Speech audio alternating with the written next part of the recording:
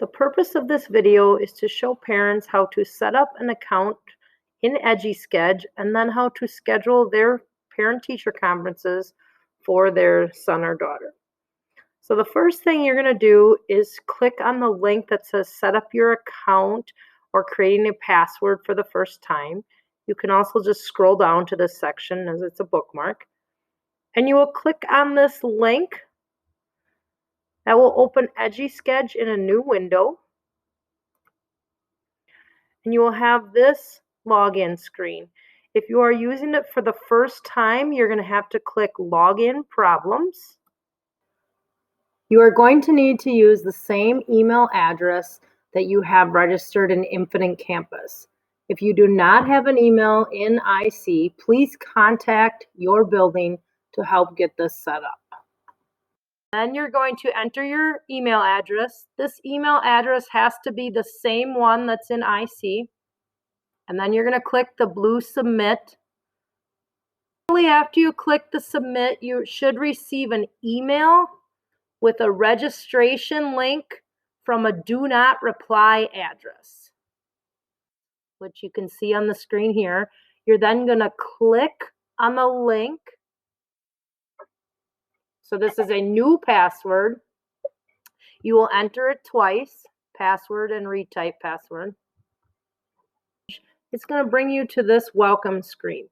It may look slightly different than what I'm showing you. You're going to choose the child you would like to schedule in the left margin. So in this case, I only have one student, so I'm going to click on that student.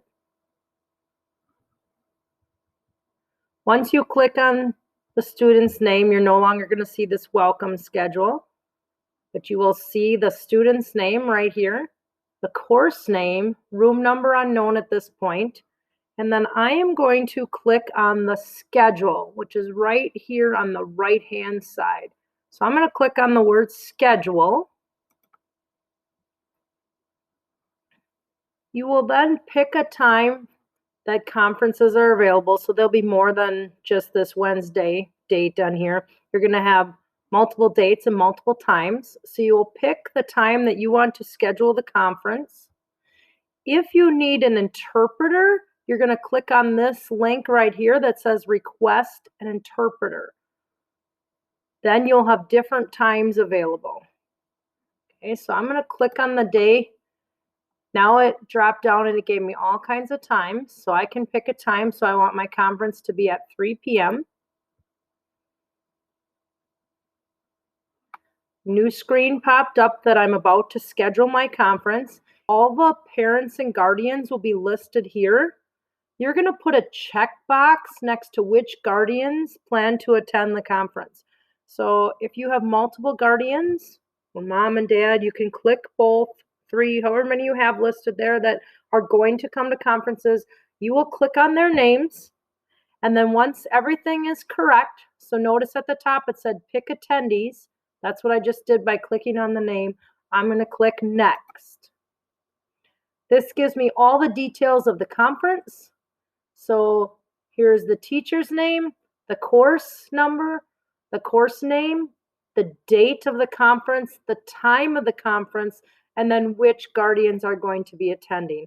If everything looks good, then you're going to click Save. If it doesn't look good, you're going to click on the number 1, pick a conference time, and it will go back and you can adjust your time.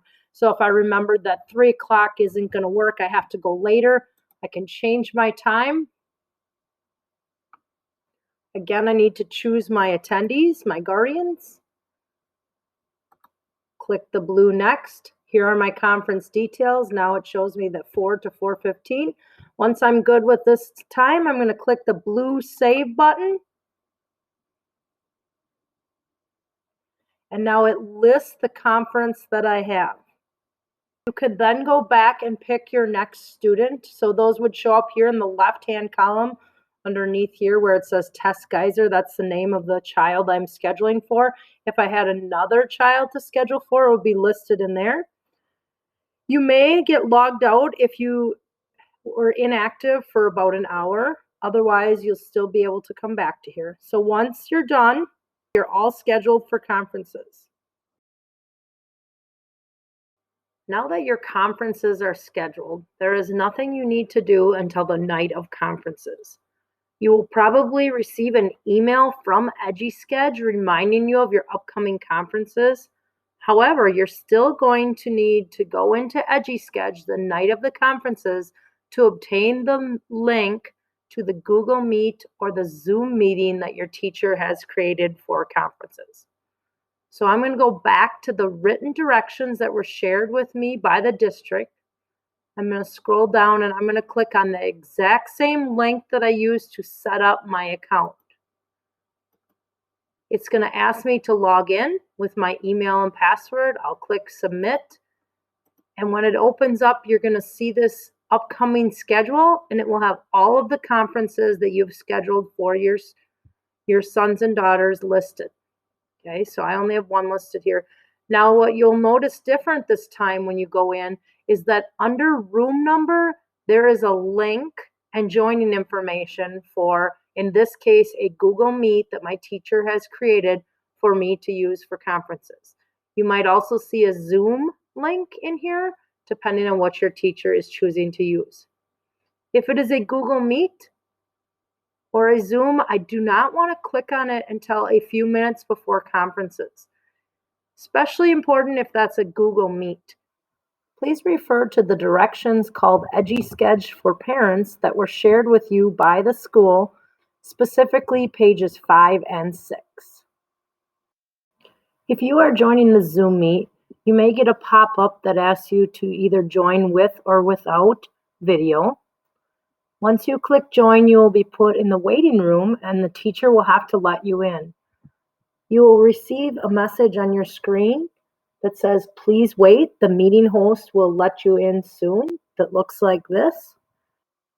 Please be patient as the teacher may be meeting with another family at the time, and they will get to you as soon as possible. Once the teacher lets you into the Zoom meeting, you will then be able to unmute or mute yourself and turn on or off your video camera according to the controls in the bottom left corner. If there is a red line through it, it is off. If there is not a red line or slash through it, then it is turned on. Thanks for joining. If you have any questions, please contact your building secretary or administration for further questions.